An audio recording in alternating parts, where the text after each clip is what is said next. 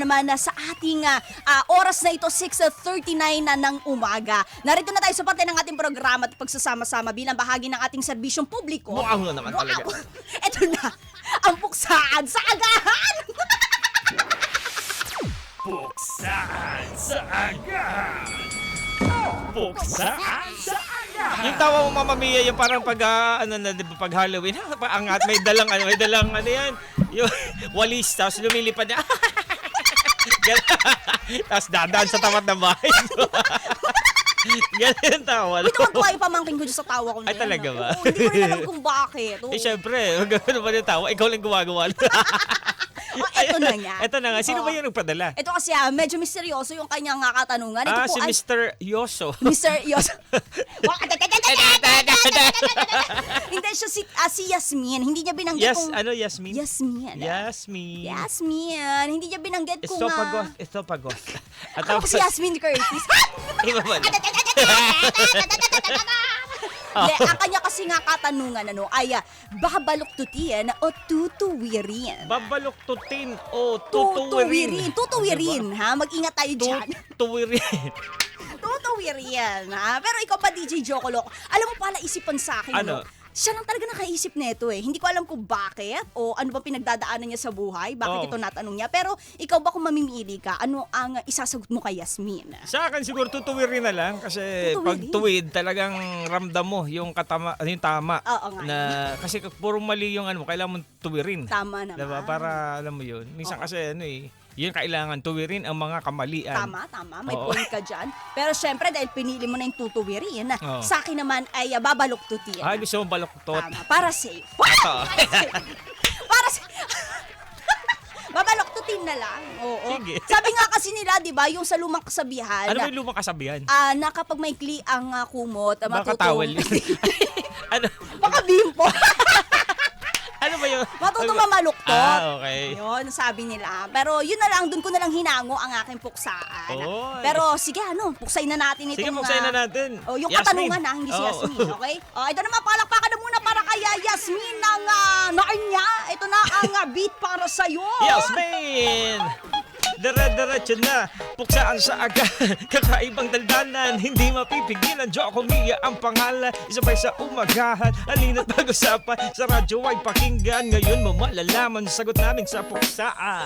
Hey. Hey. Oh yeah, in the 3, 2, in the 3, 2, 1, let's go. Sa aking pagbabalik, sana kayong nananabik. Ating puksain, katanungan sa atin ni Yasmin. Babaluktutin o kanya bang tutuwirin? Mahirap man to sagutin, aking nalang baluktutin. Tinutukoy ba'y katotohanan? Sana wag naman, kasi kahit saan tingnan kusang aalingasaw yan. Pero kung sa pagtitiis, supply mo ay umiimpis. Hindi naman habang buhay lahat ng paghihinagpis. Sabi nga nila, kung ang kumot mo ay di mahaba, Yo. dapat na matuto ka bumaluktot para tumagal ka. Hey!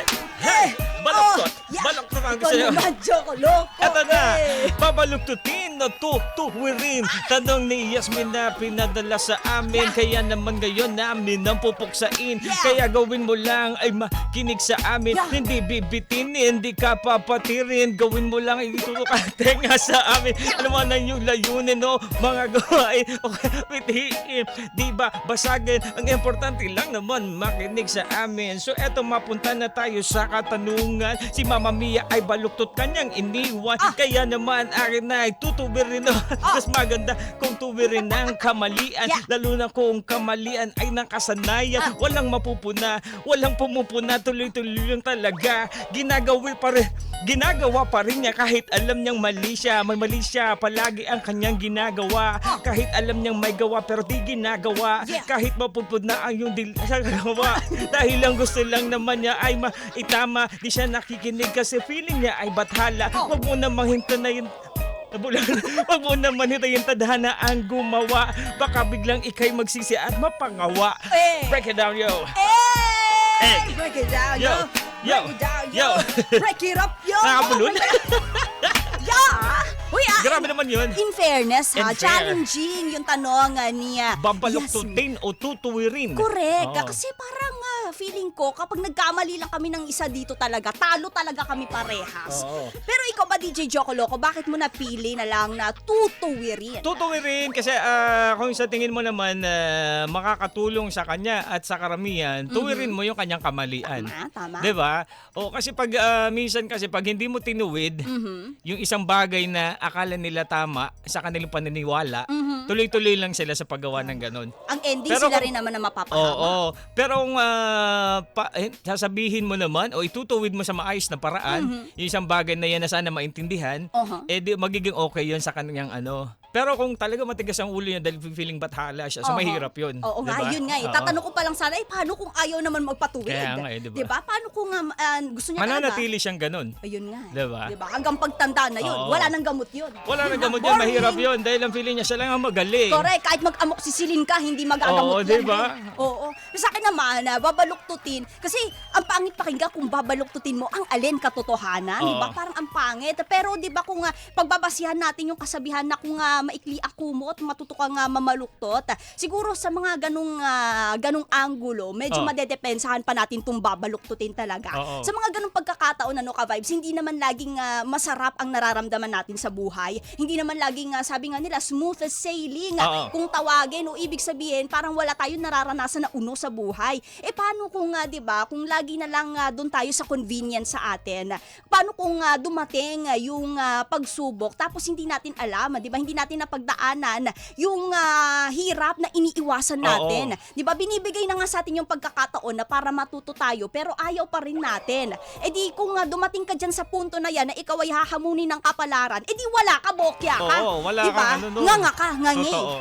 Diba? Kaya naman nasabi, kung sa mga ganitong pagkakataon na tiis-tiis, Totoo. matutong magtiis, matutong mamaluktot sa mga pagkakataon na hindi ka ganon na kayaman sa resources o Oo. hindi ka ganon kasagana sa mga pagkakataon na ito dahil hindi naman habang buhay, diba, na puro paghihinagpis na lang ang mararanasan mo. Sabi nga, ang buhay ay parang gulong lang din Totoo. naman. Minsan ikaw ay nasa itaas, minsan ikaw ay nasa ibaba. Oo. Diba? Parang minsan ikaw ay nasa top, minsan ikaw ay flop. Wow, ikaw ay nasa Isang bottom, flop. di ba? Oo. Oo, Totoo minsan naman flop. yun. Kaya parang gulong lang din naman. Kaya kung ano mang sitwasyon mo ngayon, hindi man maganda at hindi umaayon sa yung tadhana, pero darating ang araw na magiging okay din na ikaw naman yung, pag umikot na yung gulong, ikaw naman yung aangat at dun, yung pag-angat mo na yun, matuto ka dun sa, sa mga mali o mga hindi maganda nangyari sa iyo nung nasa baba ka. Tama. Minsan Parang nga ganun. din, ayan ha, dahil nabanggit mo yan na minsan matuto ka sa mga nakikita mo na kamalian ng iba. Totoo yan, minsan hindi mo na kailangan pang maranasan sa sarili mo para lang matutunan mo kung paano ba dapat gawin ng isang bagay. Oo. Minsan kapag nag-o-observe ka lang din,